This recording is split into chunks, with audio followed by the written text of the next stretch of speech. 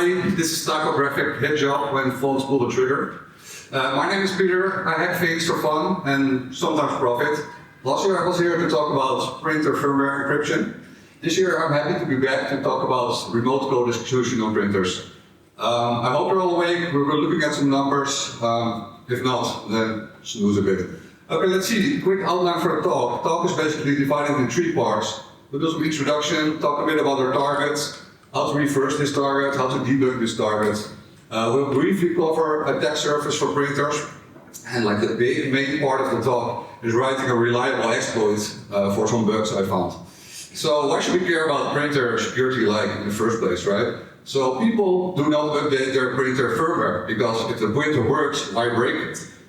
So these are often lagging behind in terms of updates. Printers are a good way to hide like an implant in the network. There's no AV for printers, right? Also, even if you're not network adjacent to a printer, you can still compromise a printer by sending someone a document and like convincing them to print it and then hack their printer. So today's target is a Canon image class printer, MF something something. It's a network printer and scanner, can be connected over Ethernet or Wi-Fi. Runs on 32-bit ARM dual-core processor, but the important question is, how do we hack it? So, printer attack surface is huge. They support many different network protocols. Some are like specific to printers. They support many different file formats, PDF, XPS, RAW, PCL, all this stuff. There's also protocols that are common in other devices as well, like Samba, FTP, HTTP, so a huge menu to pick from, right? How do we reverse Canon firmware though? So Synactive published some research a couple years ago for an older Canon printer, and they released a loader module for IDA Pro. And it still works on newer firmware. We can load recent Canon firmware into IDA using this module. The problem is you get like the current firmware is about 90 megabytes big, one monolithic blob. So there's lots of dev codes, there's no symbols whatsoever. Many functions have like debug strings though, and they are prefixed with like the function name or the method name, so we can use that to, using some scripting, reconstruct some of the symbols. Of course not all of them, but it's quite helpful for identifying certain entry points. Another helpful thing, right, if we want to debug a Canon printer is if we unscrew, like take apart the printer, remove the side panel, there's a connector here, and we can plug in a serial cable, UART. And this gives us access to some diagnostic console, which can be used for diagnosing problems with the printers by Canon engineers, I guess. And yeah, it runs this proprietary real-time operating system called DryOS.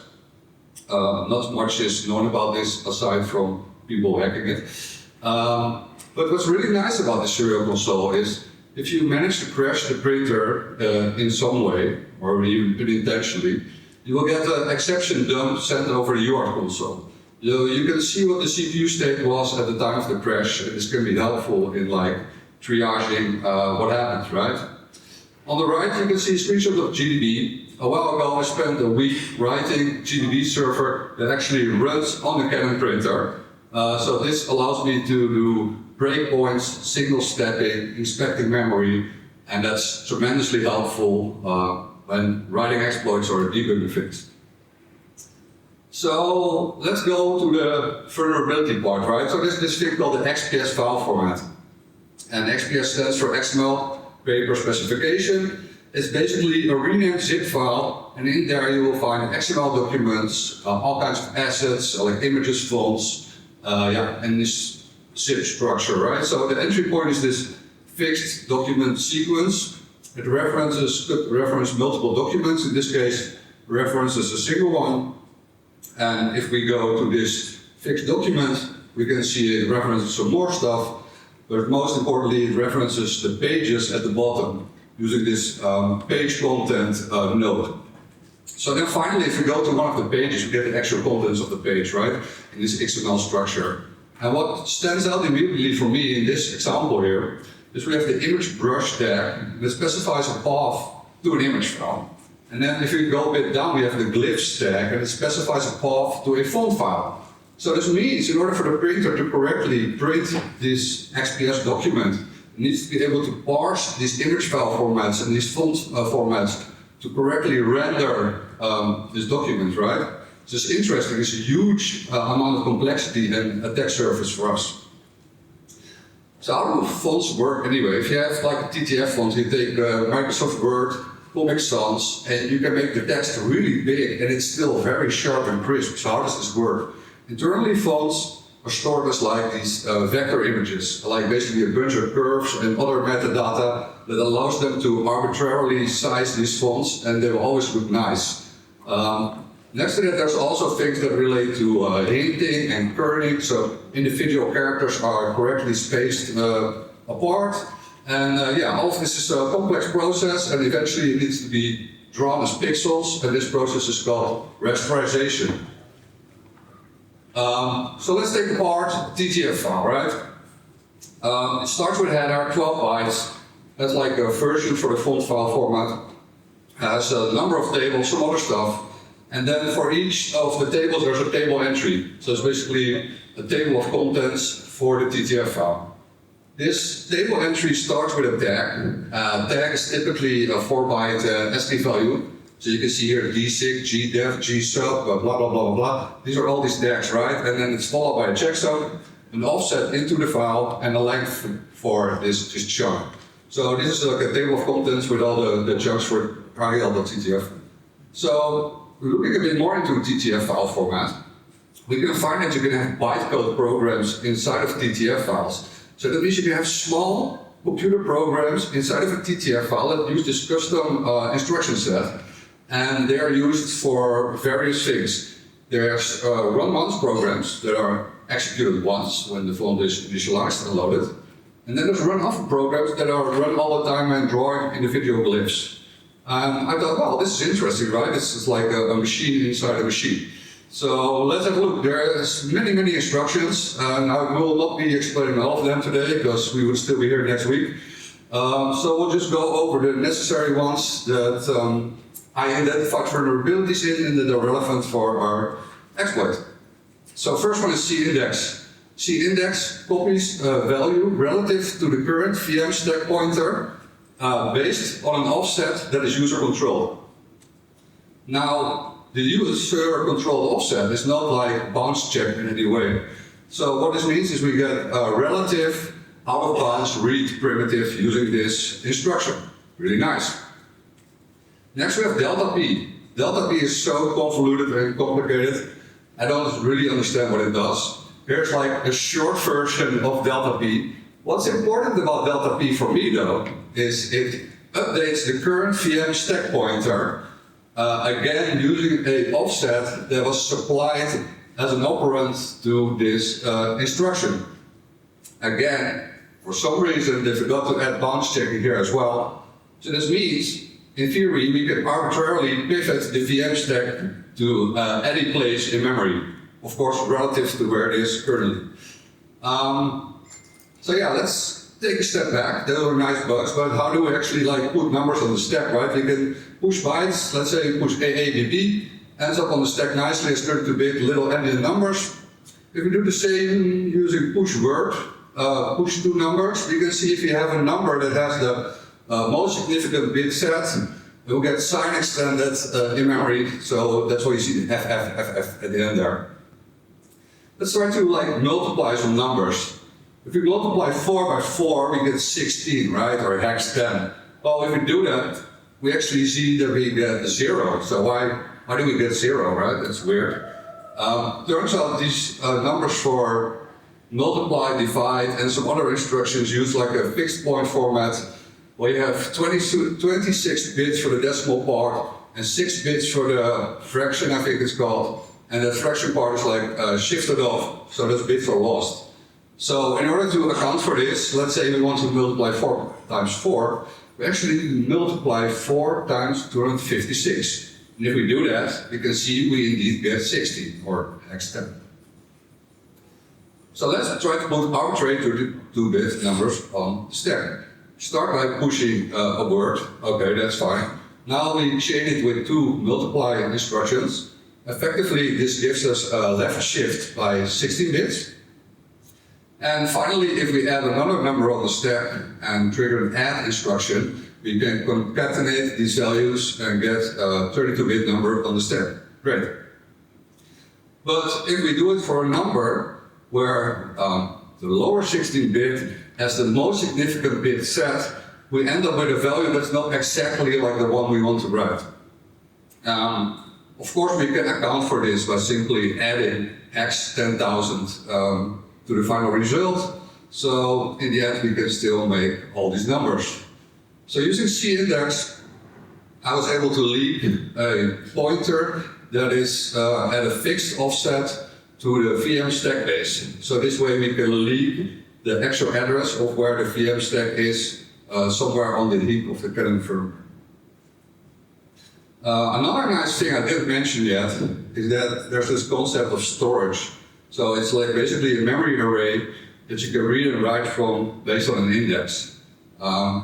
Unfortunately, they have proper bounds checking here, so there's no vulnerabilities, but we can use it as a kind of stretch memory, right? So using all these pieces of the puzzle, let's try to build an arbitrary 32-bit memory write primitive. So we start by, okay, so let's say we want to write the value 11223344 to memory address 44556688 as an example, right? We start by pushing the 32-bit number to the stack, like our value. We write this number to the storage, index 0 in this case. We leak the VM stack base address. Then we push our target pointer to the stack.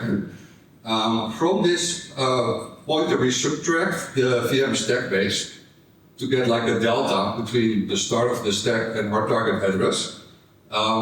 We divide this result by 8 because delta P is going in hops of 8 bytes. And finally, we trigger this delta P instruction to pivot the VM stack to the location we want. In this case, it's 44556688. And then the final step is we read back from storage the value we want to write there. Since the VM stack is now pointing to our arbitrary memory location, we get arbitrary write primitive. Great, so where should we write? I mean, many ways to do this, right? But we only have like a single write now. And yeah, Canon added memory protection like a year ago or so, maybe 2 years now. So it means we can just jump directly to our shellcode. So we'll have to do some kind of ROP. But if we use a single write to override a function pointer callback or whatever, we only have a single call with no control arguments. So first step to solving this is another proprietary Canon protocol. I have no idea what it's used for. I do know that if I send a request to this UDP port in a special format, I can put 180 hex bytes of arbitrary data at a fixed location in the BSS segment of the firmware. So now I can have data at a known memory address, and this is quite a useful capability. The next step in solving this puzzle is the IPP protocol. So this is another printer protocol, and it works over HTTP transport, and it has this concept of attributes. And attributes have like a callback table, handler. And so for every attribute, we can have a handler, and if we override one of those handlers using our TTF exploit, then send an IPP request to trigger this callback, we can get flow control hijack. And the nice thing about going through this IPP thing is that we control part of the stack frame at the time that this method is invoked as well. So if we want to transition from our limited callback flow control hijack to like a proper ROP chain, this is really useful. So on the left here you can see how to build this IPP request. And yeah, it contains the name of the attribute, this is limit, and some other things that populate the stack. And on the right you can see this very convenient stack pivot gadget I found somewhere in the firmware. And it does a bunch of things. It dereferences some locations from the stack, and then eventually it's gonna update the value of SP, so the stack pointer of the ARM CPU, with R0, and that came somewhere from the stack. And so since we were able to fill some memory using that other Canon protocol, the BGMP stuff, we can now pivot our ROP chain to this BGMP memory area. And it's very convenient because here we have like a linear piece of memory to put some small ROP chain and maybe some shellcode behind it, right? So how do we go from ROP to shellcode?